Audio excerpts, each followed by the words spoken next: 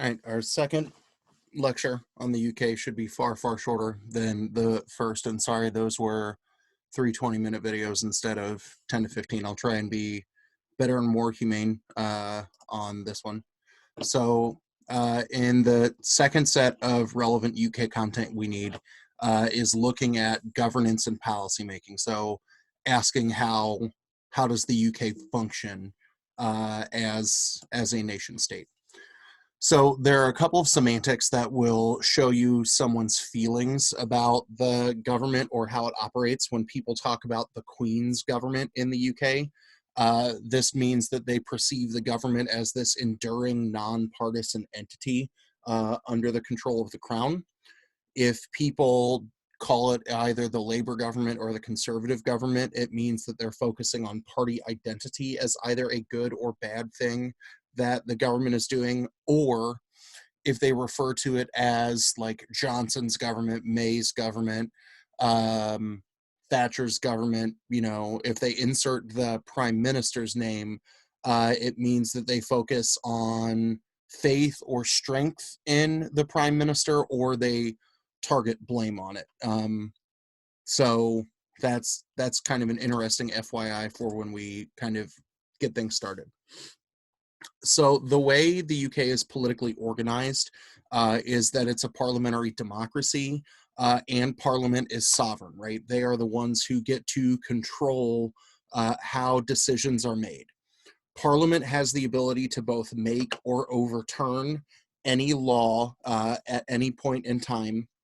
Where they are still kind of limited, and this is something that I need to remember to take out in the future, is that the EU in several classifications of law has the ability to override the countries of the European Union, their law or decisions, but this is something that is slowly in flux as the British government is working on their transition out of the EU. They are a unitary system of government, which means the British Parliament, housed in London, England, is the government of the United Kingdom, but there are powers that have been devolved to Scotland, Wales, and Northern Ireland. But the trick with a unitary system versus a federal system, in a federal system, that division of power is constitutionally protected, right? Any power that is given to the states in a federal system, it is very difficult to take it away unless it is Congress abdicating authority and giving states new powers.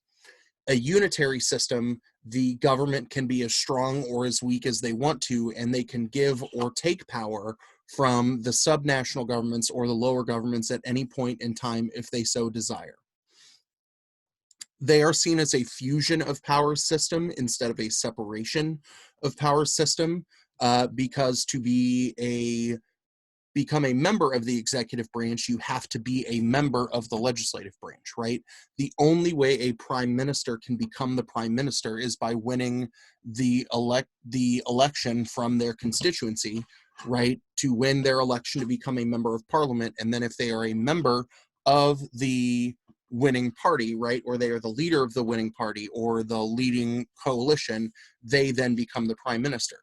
The only way you can be tapped to be a cabinet minister or a secretary of something is by being a part of the legislative branch.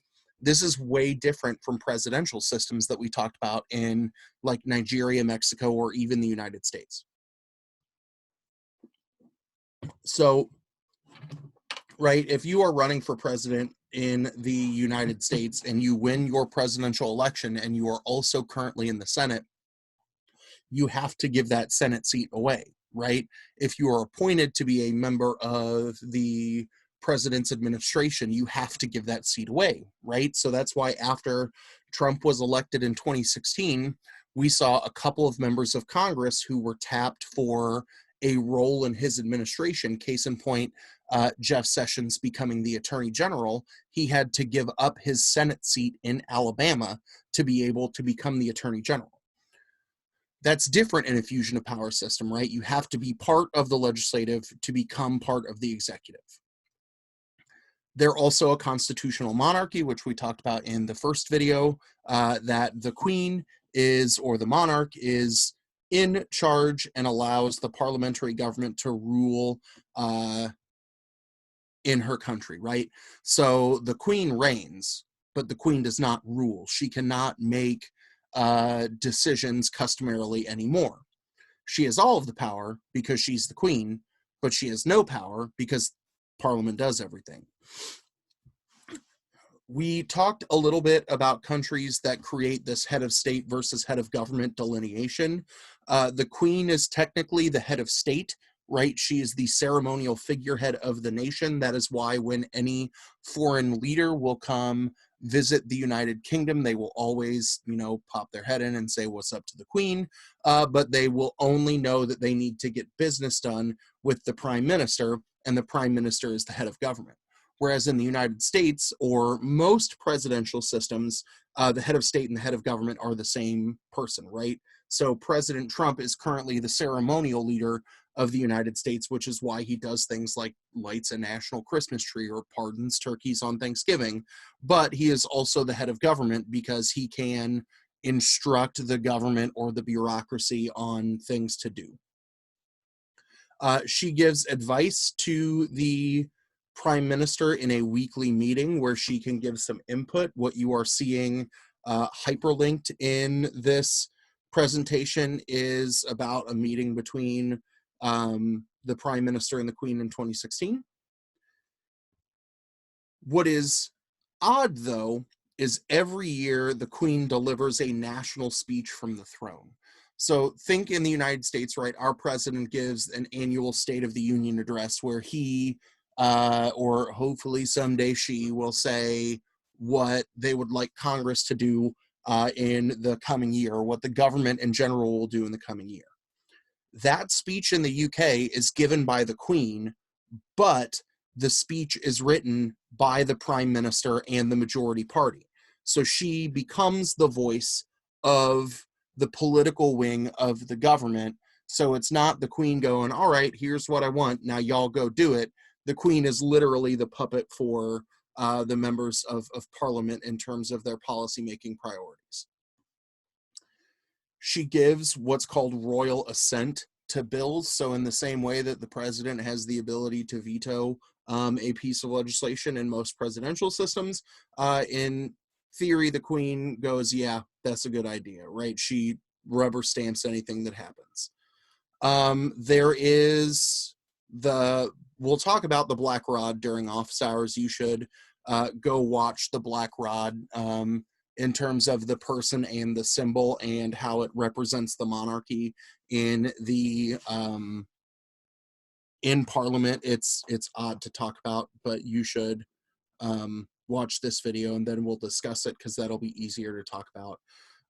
And then lastly, the queen is apolitical, right? She is seen as an enduring, neutral figure who reigns with the best interest of her British subjects in mind and not caring whether it's, a Labour or a Conservative government at the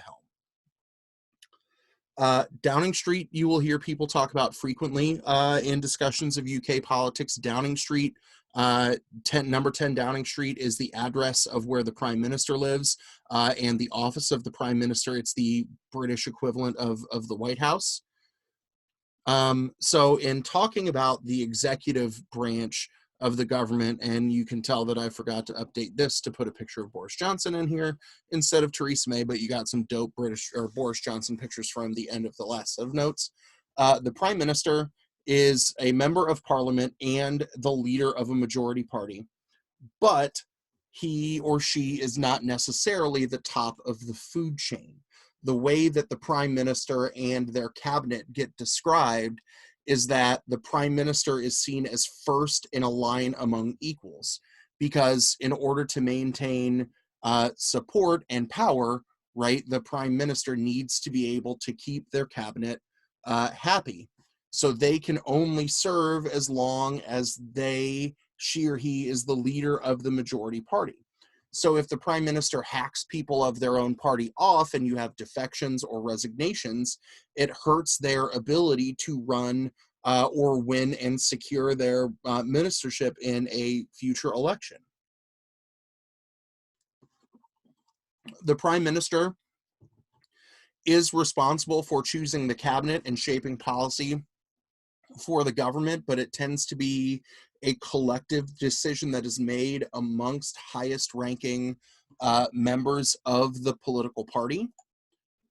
And whoops, the current Prime Minister is not Theresa May anymore. The current Prime Minister is Boris Johnson. That happened in July of 2019, like we talked about in the first set of notes. The Prime Minister is chosen if they are the leader of the party that has the majority of seats in the House of Commons, which is 50% plus one. If there's a hung parliament, which we talked about in the first set of notes from 2010 to 2015 is the most recent obvious example of a hung parliament. There are two options: either a coalition or a group of parties work together, which is what we saw from 2010 to 15 between the Conservative Party and the Lib Dems. Or there's a minority government, and that is the party which is the most likely to get majority bills. We technically have been seeing the UK operate under a form of minority government because they are only something like 2 to 5 seats short of having their majority, that they have a paper coalition with one of the minor political parties, but not to the extent as we saw in 2010 to 2015. The second part of the executive branch is the bureaucracy. And after we finish talking about this, we'll take our first break. But the palace at Whitehall is where the bureaucracy is housed. Just like most bureaucratic entities, they are led by a cabinet minister, right? So a secretary of, the minister of, they are the same thing.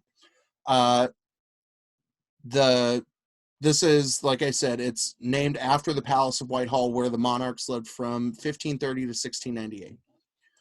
So when we talk about the cabinet, they are the center of policymaking, where most decisions of what the government is going to do happens in the cabinet room first, or in cabinet discussions first, and then is implemented in legislative discussions, right? And it happens this way because the members of cabinet are members of the parliament. What you see coming out of this is the notion of collective responsibility. And there are kind of two parts that come with collective responsibility. First is that by and large, cabinet members do not vote on policy options. But second, they publicly support the prime minister's decisions. So this idea of collective responsibility is something that's interesting for two reasons. Number one, if I knew that there was somebody in the party who is going to be a harsh critic of me, then it is in my best interest strategically to put my in-party political rival in my cabinet, because traditionally they're not going to pop off and harm my ability to get anything done.